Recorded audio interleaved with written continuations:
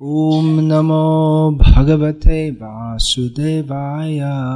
Om Namo Bhagavate Vasudevaya. Om Namo Bhagavate Vasudevaya. Om Namo Bhagavate Vasudevaya. Om Namo Bhagavate Vasudevaya. Om Namo Bhagavate Vasudevaya. Shri Mukundamala Stotra, Text 3, Translation and Purport by His Divine Grace Srila Prabhupada.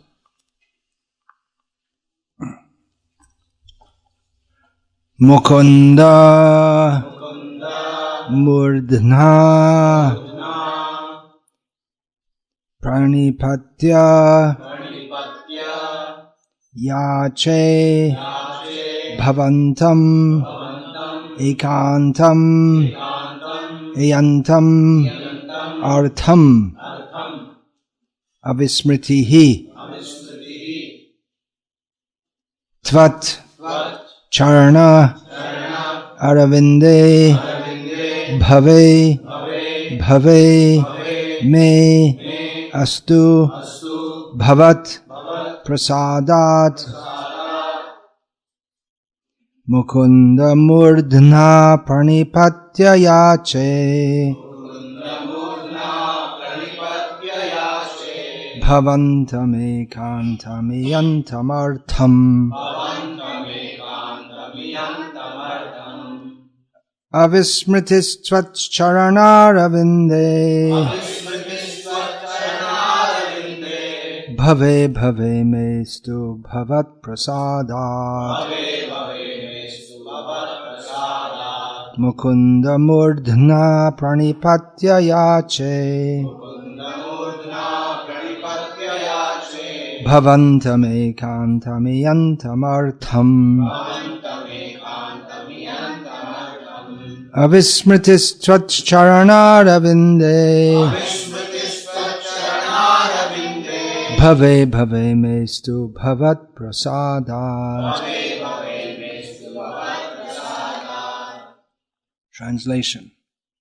O Lord Mukunda, I bow down my head to your Lordship and respectfully ask you to fulfill this one desire of mine, that in each of my future births I will, by your Lordship's mercy, always remember and never forget your lotus feet. I'll just read one paragraph of the purport. It is quite long. It's almost 4 pages. The world in which we live is a miserable place. It is, so to speak, a prison house for the spirit soul.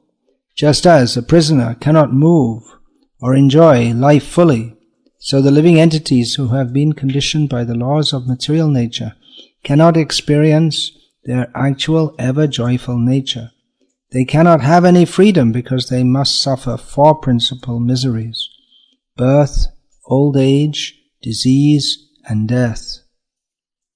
The laws of material nature impose this punishment upon the living entities who have forgotten the Lord and who are busy making plans for lasting happiness in this desert of distress.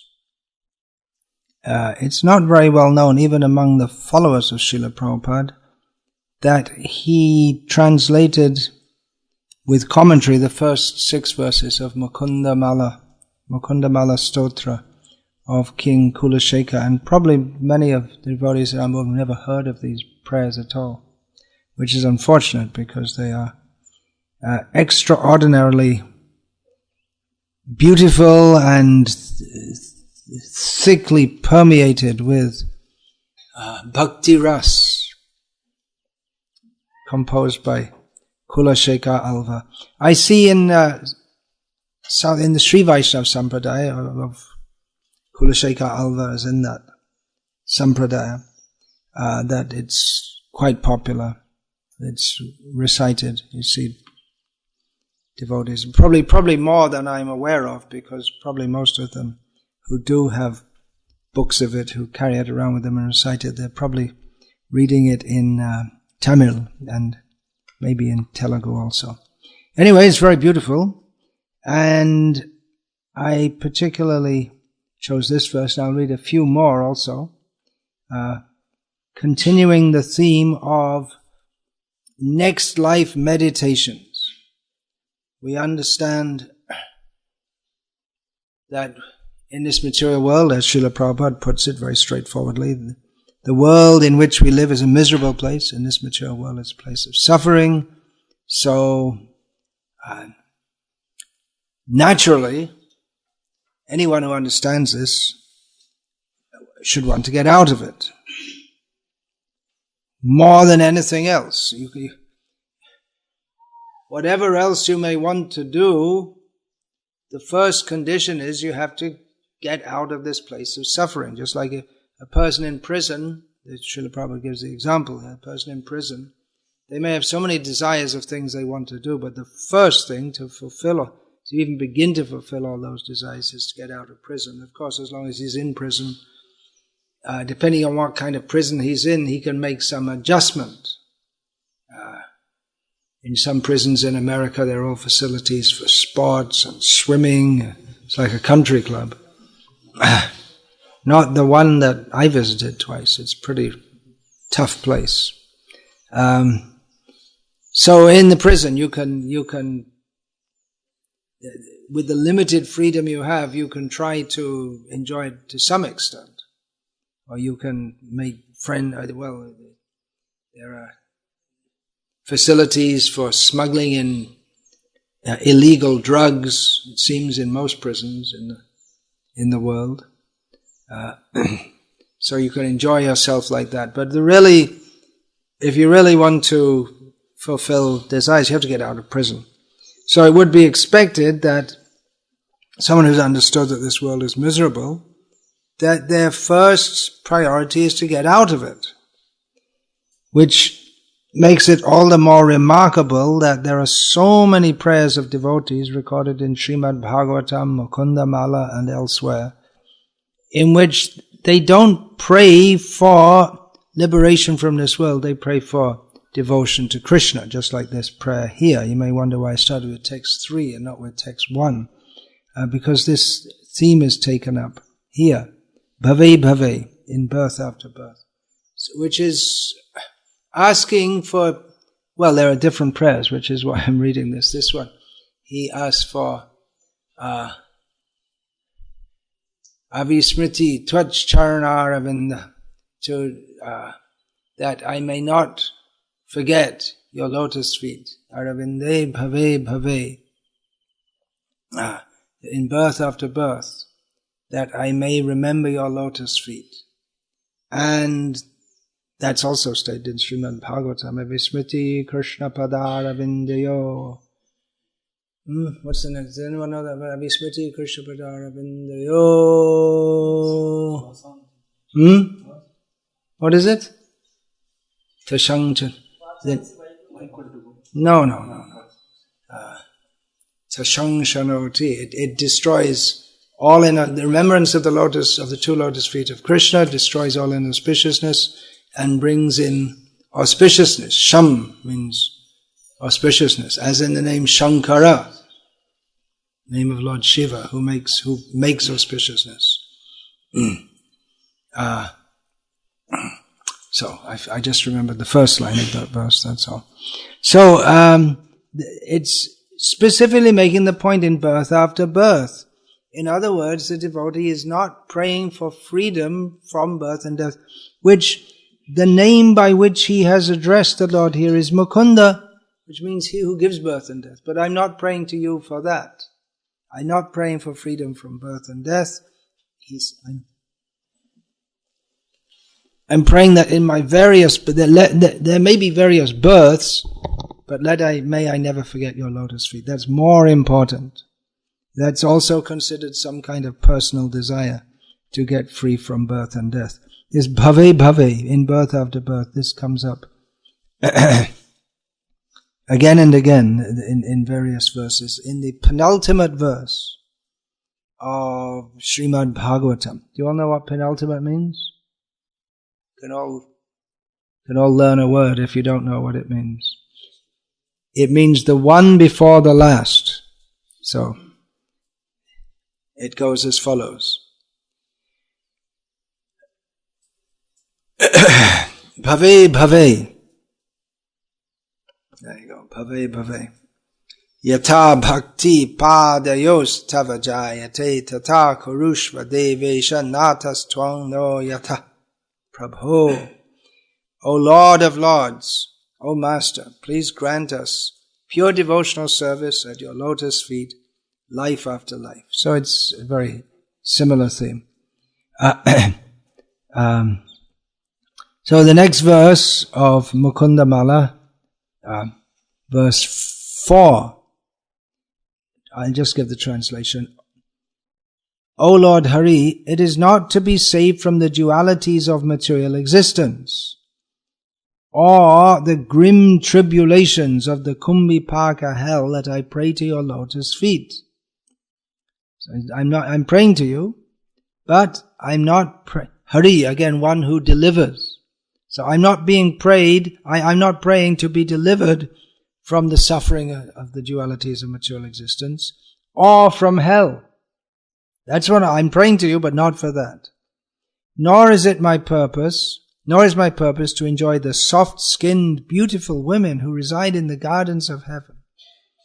I pray to your lotus feet only so that I remember you alone in the core of my heart, birth after birth.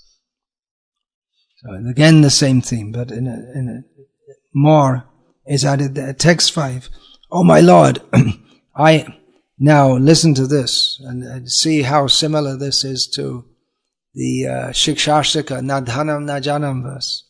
And this was written some thousands of years before.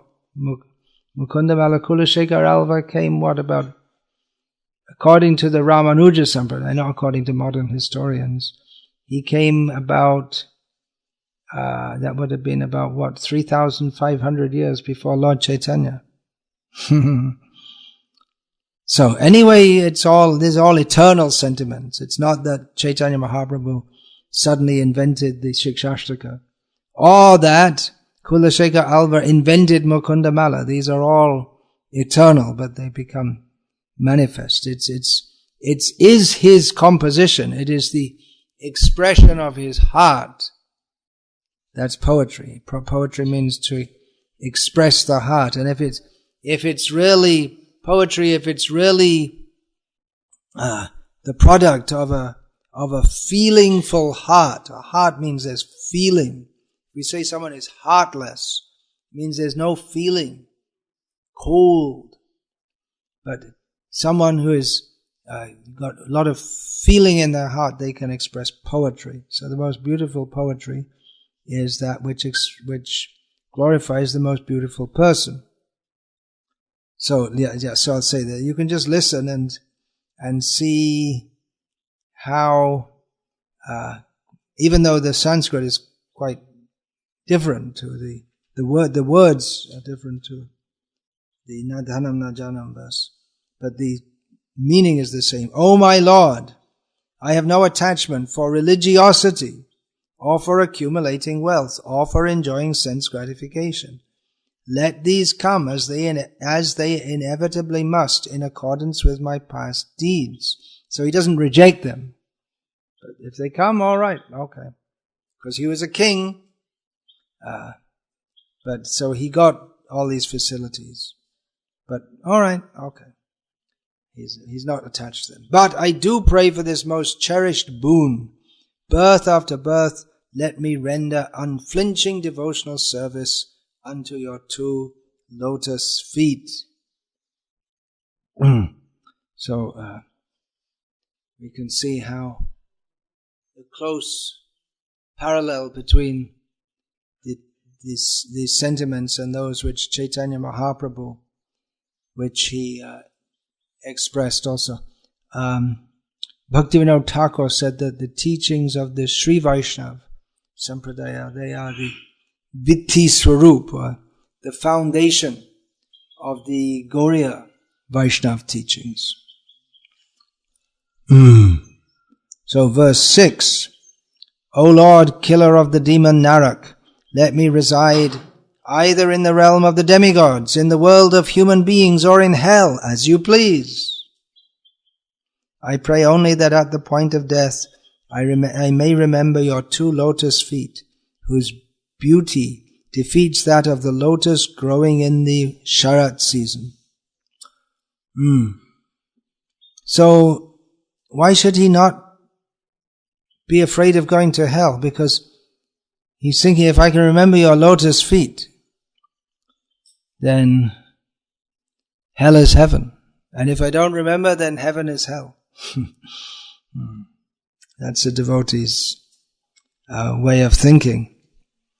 Then going to another verse, we read 3, 4, 5 and 6, and then verse 24. This is not translated by Srila Prabhupada directly, as the others that we read are. O Madhava, please do not let me even glance at those whose pious credits are so depleted that they have no devotion for your lotus feet.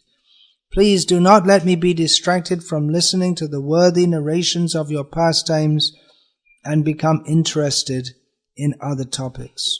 Please, O Lord of the universe, let me pay no attention to those who avoid thinking of you, and let me never be unable to serve you in some menial way, birth after birth. So again, the birth after birth theme comes. So, I didn't say it yet, and it's about time. Na tanam na janam na sundarim kavitam va jagadisha kamaye mama janmani janmanishware bhavatad bhaktira haitu kitvai. Chaitanya Mahaprabhu's summarized all these sentiments in his famous prayer. It's recorded in Sri Chaitanya Charitamrita in the last chapter, which describes the Shikshashtaka, the prayers composed by Chaitanya Mahaprabhu. 8 prayers gathered, and there are others also that in Chaitanya Charitamrita. Nahang Vipro na Chandarapati, that's ascribed directly to Chaitanya Mahaprabhu. Anyway, this Chaitanya Mahaprabhu prays and teaches us to pray that not to pray for wealth, followers, beautiful women, intellectual achievements. Even though Jagadish, the Lord of the universe, can give all these things, but we only pray that in life after life, I may have unmotivated devotional service unto you. So this theme is taken up also by our Gauriya Acharyas. I'll read from some of the offerings of Srila Bhaktivinoda Thakur in this regard, in his songs. Kita janma hao jatha to adas tahi mukha brahma janme nahi ash. Srila Prabhupada would sometimes quote this. Let me be born as an insect, if I can be your servant. You may think, well, how can an insect be a servant? He can't do arati. He can't go on collection. Can't distribute books. Well, he can do Shravan and Kirtan. He can have the mood of being the servant. Actually, what can any of us do? We're all very tiny. What can we do to serve Krishna? Only by His mercy we can do anything. Kita janma jodi hoy taha teo doyamoy rahibo he santushta antare. Somehow, if I can be born as a worm or an insignificant, if I can be born in, actually I should have put the line before this also, I can be born in the house of one of your devotees, then I can be satisfied. He has a whole song, it's also from this Sharanagati, of how he'd like to be He's praying to be the dog of a Vaishnava. He'll be tied up outside, not inside. And he'll accept the remnants of food, whatever. Very beautiful song. Then from Bhaktivinoda Thakur's Yamuna Bhavavali, which is a series of songs he composed. These are not so very well known. He's composed so many songs, which each song is a Bengali verse rendition of selected verses from Yamunacharya's Stotra Ratna. So here's part of one of them. Again, the Yamunacharya, of course, is Sri Vaishnava Sampradaya, considered one of the gurus of Sri Ramanujacharya. Taba dasha shangahin jay grihasta arbachin ta grihe chatur mukha bhuti na hao kokon hari karo doi jor kari bhakati vinod minati. Please never let me take birth in the home of a householder who is averse to the association of your devotee, even if his household opulences rival those of Lord Brahma's. This is the only humble prayer that Bhaktivinoda is making now with folded hands. Then from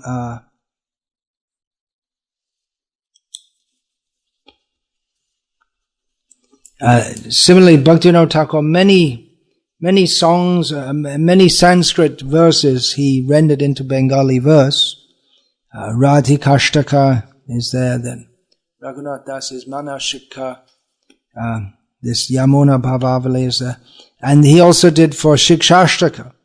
So in his Bengali rendering of the Nadhanam Najandam verse, he wrote, Nijja karma guna doshe jai jai janma pai, janme janme jeno tava nama guna gai. He says that,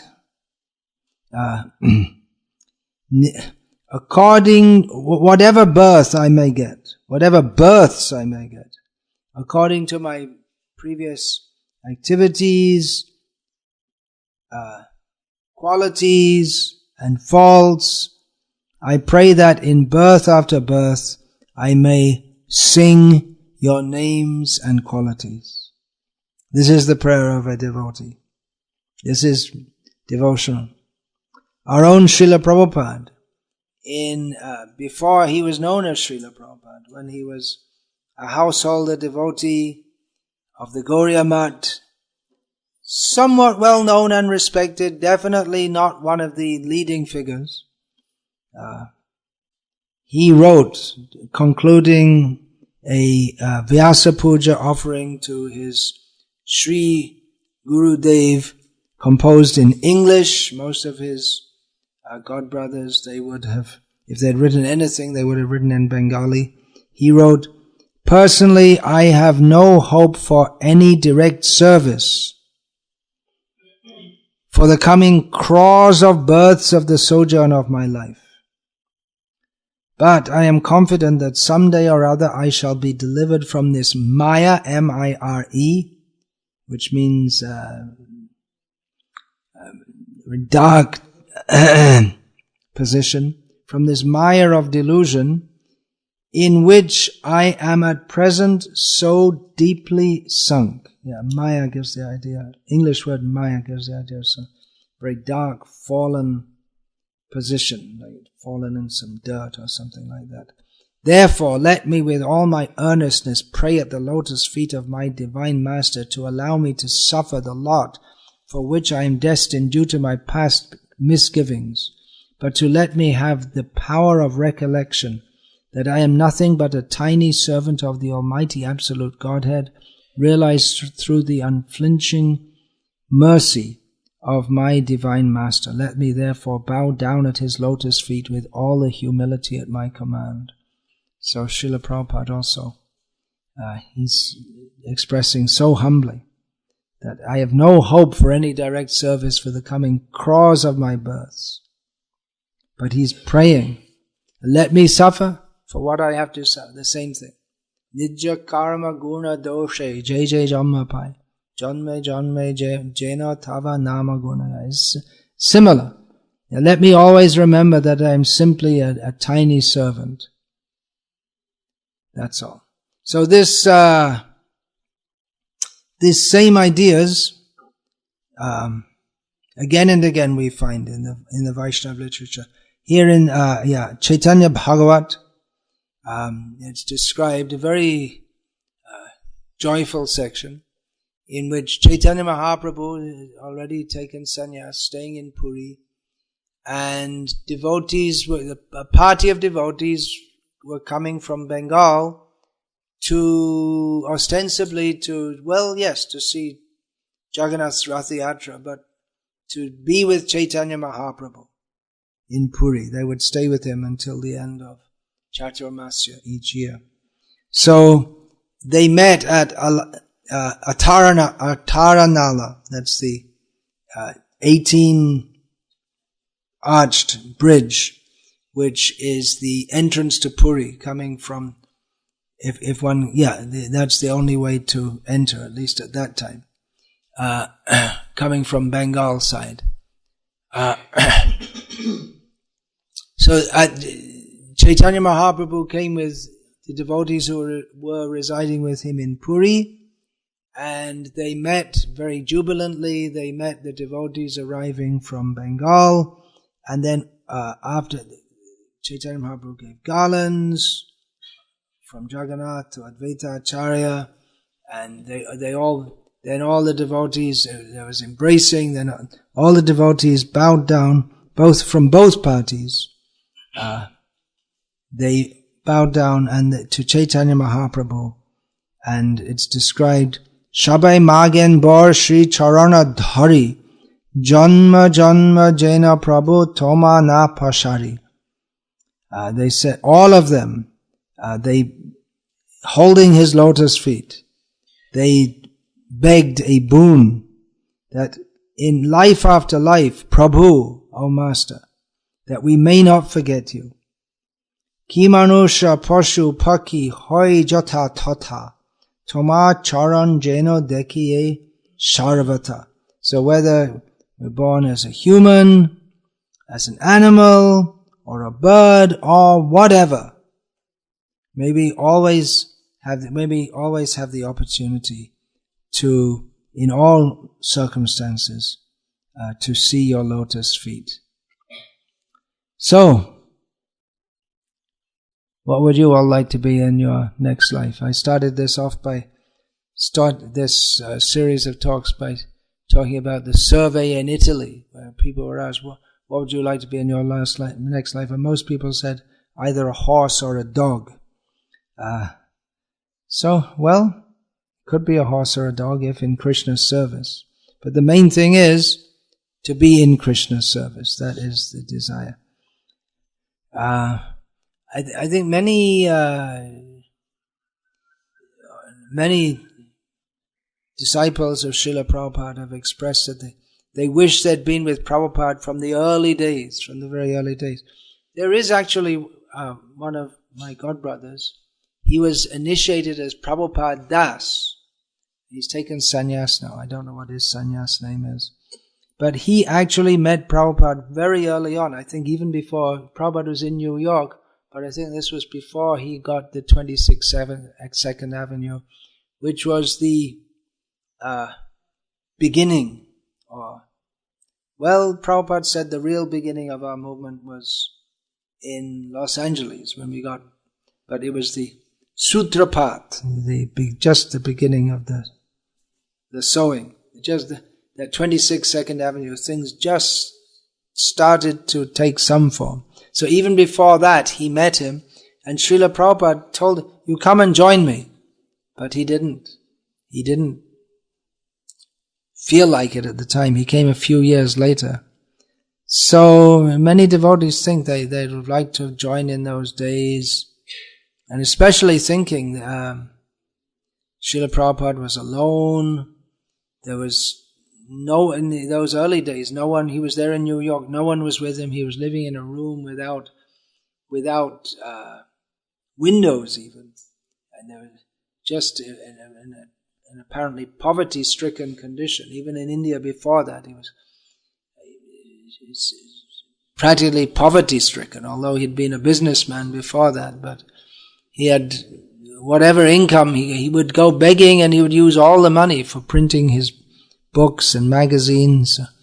So sometimes we think if we could have, at least we could have served him, but then we wouldn't have, again, those who came in the early days, they didn't know how to serve him. In the beginning they accepted service from him, but it's actually quite painful to think of Srila Prabhupada. It's glorious, it certainly is glorious, but he was struggling there alone in a foreign land with completely sheltered at Krishna's lotus feet. He's living up to his name of Abhay Charana Ravinda. So it's nice to think that we could be there to serve Srila Prabhupada from the beginning. I often think that Srila Prabhupada came to Britain first in 1969. I was there just a short distance away, living just outside London. If I'd have known, and then Prabhupada was living in John Lennon's estate in Berkshire, so when he was in central London, I was by transport, could have been within half an hour in Prabhupada's presence, and the other side also, because I was living just west of London, and Prabhupada went this Tittenhurst Park, which Srila Prabhupada was living in, that was just a bit further west of London, so I was so close, but I had no idea and no inclination. When I first heard about devotees, I wasn't interested. It didn't make any impression at that time. But we like to think that, well, it would have been nice to join. Of course, if I'd have met Srila Prabhupada at that time, then I would be very young. But there were some children who, even in America, who came to Srila Prabhupada. So the idea that we could help, but actually most of the devotees, those who came in the early days, in the beginning they were more of a liability than a help. They had no idea that Prabhupada would cook for them and then they'd go away and then Srila Prabhupada would clean up everything. They didn't even have that basic human decency to think there's an old man and we just ate and he cooked, he served us, and at least we could clean up. And a few of them started to think and started to help, and then Prabhupada taught, first of all, Keith, who became initiated as Kirtanananda, taught him to cook. He was actually a very good cook. Prabhupada sometimes called him Kitchenananda. But anyway, whenever we get the mercy, we're fortunate to take it. You may think we come in the early days, but you might be overly familiar also. Or you may misunderstand his mission. I'll just finish this seminar, unless there are any questions, with a quotation. It's translation of 3 verses from Nrsimha Purana, which are quoted in Hari Bhakti Vilas. Dharmaraj once asked a candidate for punishment, "Why didn't you worship Lord Keshava? If you had done so, you wouldn't have to rot in hell and suffer like this. What was your reason for not worshipping the Supreme Lord? When worshipped with even an offering of a little water, the Lord awards liberation to the worshipper. Why did you not worship Lord Narayana, who appears in various incarnations such as Nrsimha, and possesses unlimited transcendental names such as Hrishikesha? He alone awards liberation to those who remember him." So while we're thinking about future lives, we can also think about this life. In my next life, I'd like to be a great pure devotee, acharya, going all over the world, delivering millions of people. Well, that's a nice daydream, maybe. But do what you can now. You may or may not at some point in time be a great acharya, but we don't find anyone actually praying like that. Let me be a great acharya. All the prayers are to be a humble servant, that's all. That could also be some kind of maya. That, well, if I'm going to be a devotee, I'm going to be the best devotee. I can't be number 75 zillion, 233 trillion, 24 billion, 19 million, 200,000 and 74. That's not my position. I can't be one of the gopi, but at least I should be in the first 1,000 or so. There's not a devotional way of thinking. Let me be a big preacher. We can pray as Prabhupada prayed, that I am just like a puppet in your hands, make me dance. If you want, you can deliver them by my reciting the Srimad Bhagavatam. But we should think of this life. What we may not be a very big acharya, but we can help others to come to Krishna consciousness. We can practice Krishna consciousness ourselves. So, but always we should remember, Smaran nityam anityatvam. Smaran nityam anityatvam. Yeah. Just remember, always, everything here in this world is temporary. There is birth after birth after birth. Unless and until we surrender to Krishna. But the higher level of devotion is not even to pray for liberation from this world, but simply to pray, let me be your servant birth after birth. So I've quoted a few verses in this regard. Hare Krishna. Is there any question? Please.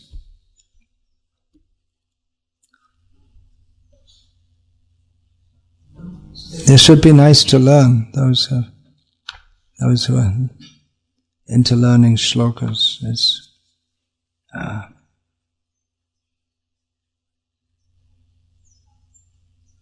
very, very beautiful prayers of Kula Shekhar. Any question? Yes, yeah. We preach in this material world as place of suffering. Yeah. Yeah. This desire to life of contradicts. It's a common question. On the one hand, there's so much emphasis on this world is miserable, we should get out of it and go back to God. I think this came up just the other day, wasn't it? Same question. On the other hand, it seems to be contradictory to pray that birth after birth may I be your servant. Yeah, understanding that this world is miserable and wanting to get out of it, Srila Prabhupada writes in one purport that that's this kind of, it's a kind of selfishness, but this kind of selfishness is allowed. In our present consciousness, we are so much self-centered that, and our consciousness is so limited that our first impetus for spiritual life is to realize that I'm suffering and I need to get out. And my only hope for that is the lotus feet of Krishna. And Krishna, he accepts that and he preaches that in Bhagavad Gita also. So, but a higher level of devotion is to pray, Mama janmani janmani shure bhavatad bhakti rahaitu kitva, life after life. When I may serve you without any motivation. So it is a higher level, no doubt. But those who pray for a liberation from this world, they also get it by the mercy of the Lord. And in most of the Vaishnava Sampradayas, that they emphasize on that, moksha. But they don't want impersonal liberation, but their aim is moksha. They are quite clear about it.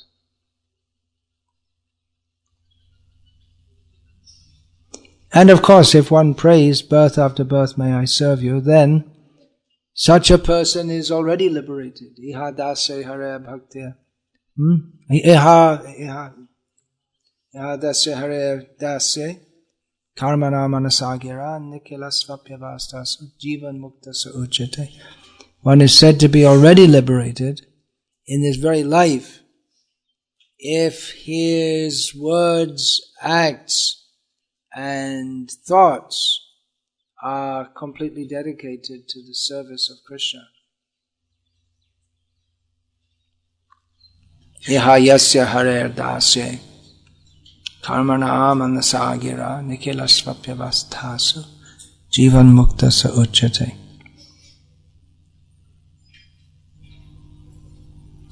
You want to look up that verse? Avismriti Krishna Padara Vindaya Shinoti Bhadrani Shangtanoti Satvasya Shudhing Paramatma Bhaktim.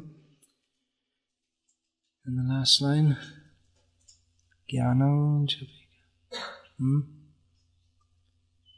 Look up S-A-M, one word, and then T-A-N-O-T-I, Shangtanoti.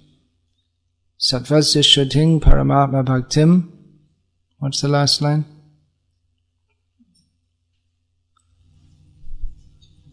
Avismriti Krishna Padara Vindaya Kshinotya Bhadrani Cha Shangtanoti Satvasya Shudhing Paramatma Bhaktim.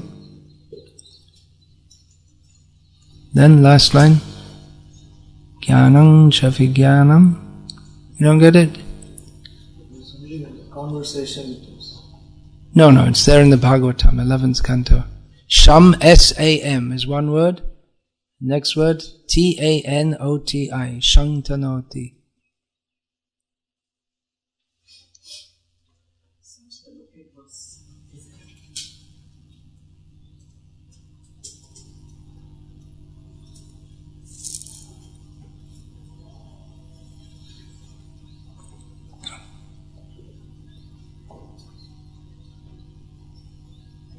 Avismriti Krishna Padarayo Shinoti Abhadrani cha Shangtanoti Satvasya Shuddhim Paramatma Bhakti Jnanam cha Vijnana Viraga Yuktam. Viraga Yukta. Yeah. Read the translation. Remembrance of Lord Krishna's lotus feet destroys everything inauspicious and awards the greatest good fortune. It purifies the heart and bestows devotion for the Supreme Soul, along with knowledge enriched with realization and renunciation. Alright, anything else? There is one more verse after this in Srila Prabhupada's edition. Kulashekara was praying that in any of my future births, let me not take birth as a woman. Oh, right. It was left out of this edition. It was left out of this edition, yeah. Yeah, there's one verse in which he says, may I not take birth as a woman. And it was left out of this edition. And Prabhupada commented on that also. That there was...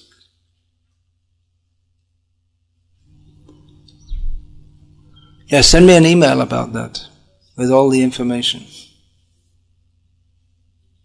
Also the later translations, in many places, the translators interpreted it literally instead of knowing what. Yeah, of course. Well, you have to know the tradition and the background. If you just take the verse, you're not going to get everything.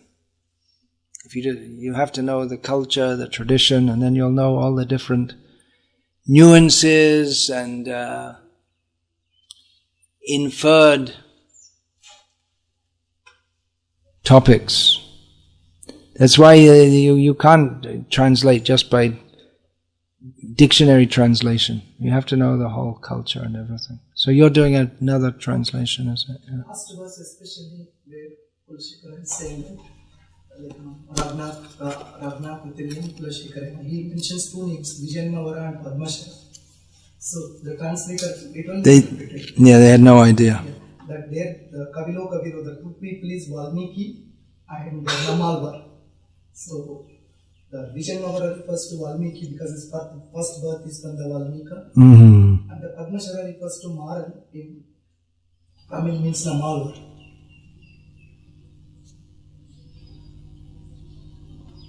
Yeah, they didn't.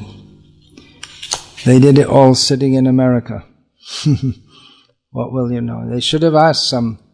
Definitely, they should have consulted some Sri Vaishnava who was knowledgeable of this. But anyway, it's not much read even within ISKCON.